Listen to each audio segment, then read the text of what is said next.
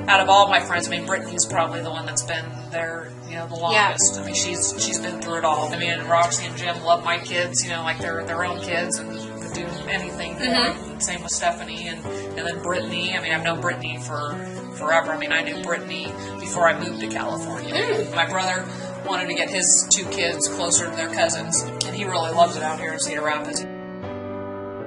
But yeah, so, the neighborhood, was great. And that's, why we came back to this same neighborhood, I mean, I was trying to look for a single-story house, but there was nothing. I'm like, at the end of the day, my most important requirement is being right in my neighborhood. Yeah. Because there's something to be said, A, for having good neighbors, right, but then B, just for having, neighbors that know the situation, that I know will be there, anytime that I need something. Right. Because I remember when we bought this house, I mean, Natalie said, oh my gosh, we're so happy you guys are moving there because Hunter really misses Copville and he's one of his best friends and we're so happy.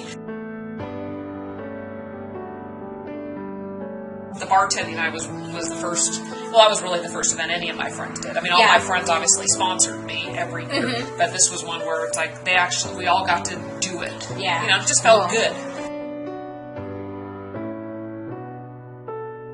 And, and Chip Kelly was awesome. He, got the whole team together, talked about it.